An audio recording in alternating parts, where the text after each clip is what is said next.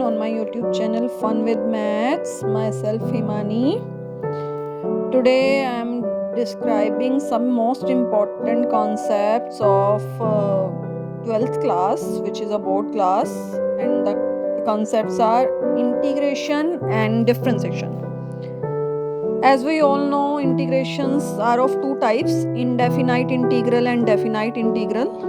Indefinite integrals are the integration in which the limit is not defined, and definite integral जिसमें हमें limit defined होती है, जिसमें हम अपना लिमिट का यूज करते हैं. So these are some basics formula of indefinite integrals.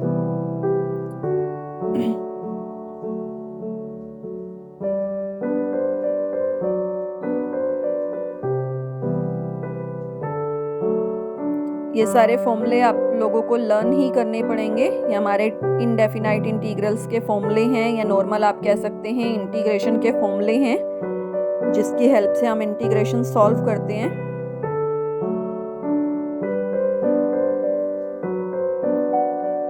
Next is our techniques of integration, कि हमें अगर किसी भी कॉन्सेप्ट का, किसी भी फंक्शन का इंटीग्रेशन हमें करना है तो उसके लिए क्या क्या मेथड्स हो सकते हैं.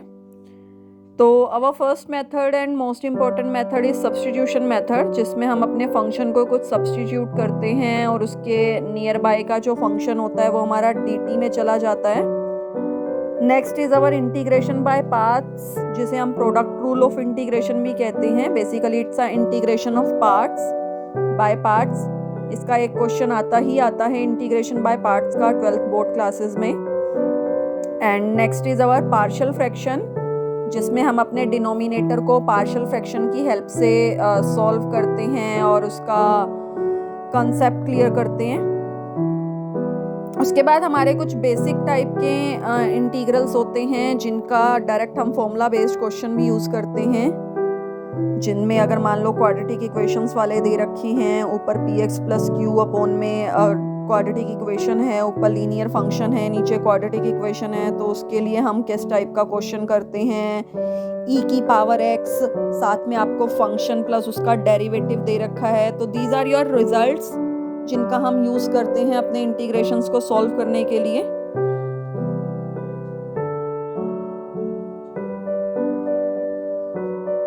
These all are our results, जो हम इंटीग्रेशन को सॉल्व करने के लिए यूज़ करते हैं. और ये सारे आपके कॉन्सेप्ट क्लियर होने चाहिए कि कैसे हम अपनी वैल्यूज़ को सब्स्टिट्यूट करते हैं, कैसे हम उनका रिजल्ट कैलकुलेट करते हैं.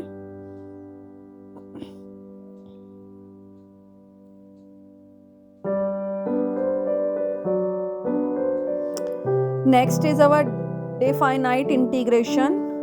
इसमें हमें लिमिट डिफाइंड होती है कि हमें यहाँ से यहाँ तक ही जाना है, इससे आगे लिमिट नहीं करनी, इससे आगे इंटीग्रेशन नहीं करना.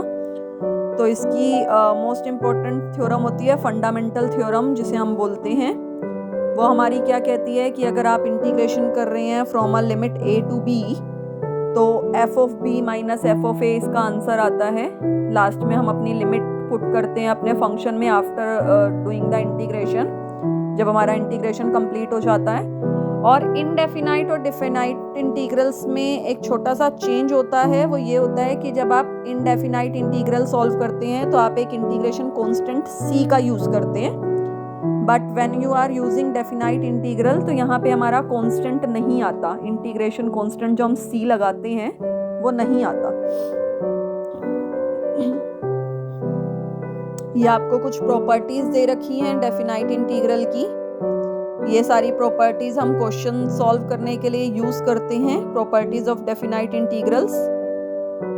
तो ये आपको पता होनी चाहिए सारी प्रॉपर्टीज क्या हैं. These all are your properties of definite integral. This is your Wallace formula, जो हमारा बहुत यूज होता है when we are doing higher integration of trigonometric functions. इससे रिलेटेड आपके CSIR नेट में भी क्वेश्चंस आए थे एक दो बार. इसको Wallace formula बोलते हैं.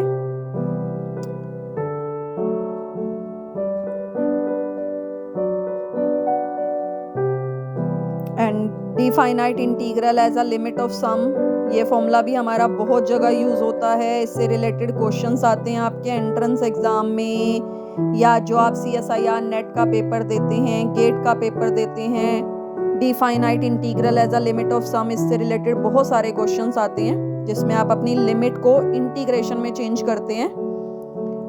बहुत अच्छा कंसेप्ट है ये।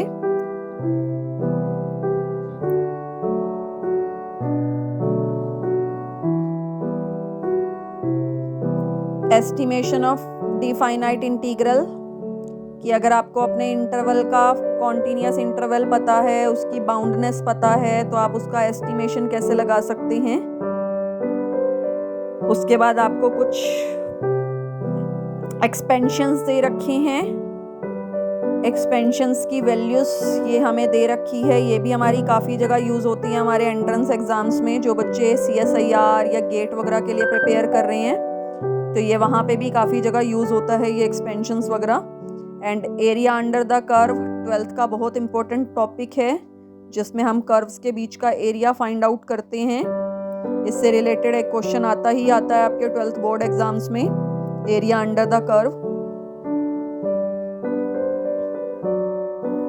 जिसमें हम upper curve minus lower curve करके उसका एरिया फाइंड आउट करते हैं।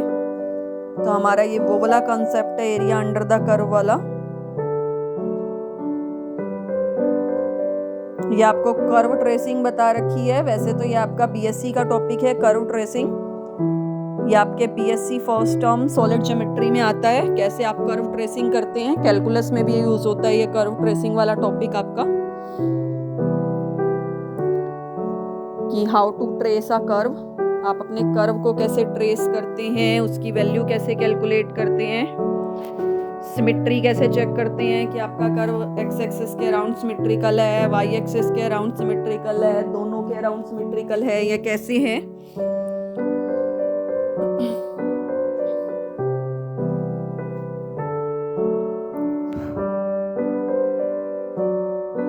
ये आपको कुछ नीचे यूजफुल रिजल्ट्स बता रखे हैं, जिनका आप डायरेक्ट एरिया चेक कर सकते हैं। कि अगर जैसे आपको एरिया ऑफ इलिप्स निकालना है, तो हमें इलिप्स की इक्वेशन पता ही है, तो हम उसका एरिया डायरेक्ट निकाल सकते हैं IAB करके। ऐसे ही अगर पैराबोला के बीच का निकालना है, या पैराबोला भी हमारे 4 टाइप के होते हैं, तो उनका अलग अलग बता रखा है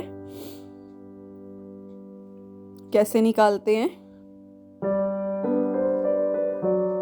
एजम्पटोट्स is also an important topic.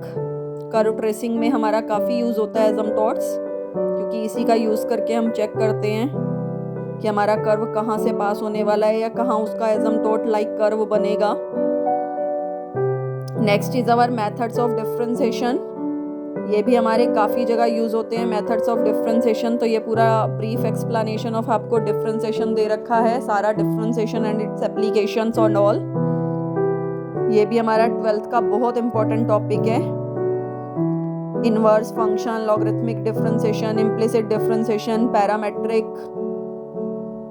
कैसे करते हैं, ऑर्डर 2 और 3 ऑर्डर्स के करने हो, अगर डेरिवेटिव हायर ऑर्डर डेरिवेटिव जैसा हमारा जो टॉपिक है 12th क्लास में उसका करना हो। ये इंटीग्रेशन और डेरिवेटिव ये 2 ऐसे टॉपिक हैं जो आपके हर जगह यूज होते हैं। अगर if you are doing a maths, higher studies in maths, तो ये डिफरेंशिएशन और इंटीग्रेशन, ये 2 टॉपिक आपके ऐसे हैं जो आपको हर जगह यूज करने पड़ेंगे। आपकी कैलकुलस में सारी जगह डिफरेंशियल इक्वेशन, डिफरेंशिएशन, ये सारी चीज़ें यूज़ होती हैं। अगर आप डिफरेंशियल इक्वेशन के पार्ट्स उठा रहे हो, ordinary differential equation, partial differential equation, सारी जगह आपको डिफरेंशिएशन यूज़ करनी है। इंटीग्रेशन भी आपका हर जगह मैथ्स के लिए यूज़ होता है, एरिया कैलकुलेट करने के लिए। एप्लीकेशंस ऑफ इंटीग्रेशंस में tangent and normal find out करना है, वहाँ पे भी आपको डेरिवेटिव का यूज़ करना है।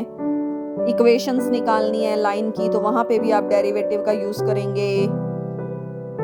मैक्सिमा मिनिमा कैलकुलेट करना है, then you are also used differentiation and all. तो ये डिफरेंशिएशन और इंटीग्रेशन 2 ऐसे टॉपिक हैं जो शायद आपके हर जगह यूज़ होते हैं। आप कितने भी एंट्रेंस एग्जाम दे लो, आपके डिफरेंशिएशन और इंटीग्रेशन से रिलेटेड क्वेश्चंस तो आएंगे ही आएंगे, दैट्स फॉर श्योर। अगर आपको एंगल बिटवीन द कर्व निकालना है, उसके लिए स्लोप्स कैलकुलेट करना है, आपकी जो इम्पोर्टेंट थ्योरम्स होती हैं, Rolle's theorem, Lagrange's theorem, mean value theorem, हर जगह आपका डिफरेंशिएशन यूज होता है।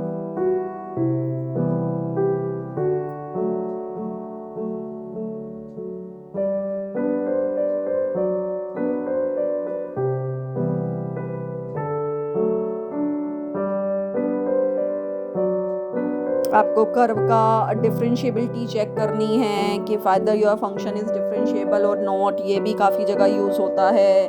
बाउंडनेस चेक करनी है, मोनोटोनिसिटी चेक करनी है, everywhere you just use differentiation. ये आपको सारा मोनोटोनिसिटी के बारे में बता रखा है कि आपका फंक्शन मोनोटोनिक है नहीं है, और मोनोटोनिक अगर है तो इंक्रीजिंग मोनोटोनिक है या डिक्रीजिंग मोनोटोनिक है, किस टाइप का आपका फंक्शन बन रहा है, स्ट्रिक्टली इंक्रीजिंग है या स्ट्रिक्टली डिक्रीजिंग है। These all are your monotonically. उसके बाद हम इंक्रीजिंग डिक्रीजिंग चेक करने के लिए, मैक्सिमा मिनिमा चेक करने के लिए, हर जगह कन्वेक्सिटी चेक करने के लिए, कनकेविटी चेक करने के लिए हर जगह डिफरेंशिएशन का यूज करते हैं।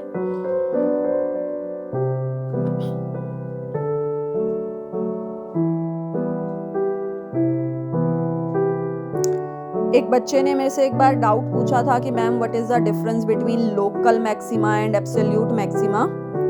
So let me clear you, local maxima is a point जहाँ पे हम बाउंड्री पॉइंट्स को इंक्लूड नहीं करते, मतलब आपको जो इंटरवल दे रखा है आप उसका बाउंड्री जो पॉइंट्स होंगे उनको इंक्लूड नहीं करेंगे। But when we are doing the absolute, checking the absolute maxima और मिनिमा की एब्सोल्यूट मैक्सिमा है या नहीं है या मिनिमा है क्या है, तो उसमें हम अपने इंटरवल के बाउंड्री पॉइंट्स भी इंक्लूड करते हैं। हमारा जो ऑर्डिनरी पॉइंट्स आते हैं वो तो है ही हैं, उनके अलावा हम अपने बाउंड्री पॉइंट्स को भी इंक्लूड करते हैं, तो वो पॉइंट जो बन जाते हैं वो हमारे एब्सोल्यूट में यूज हो जाते हैं।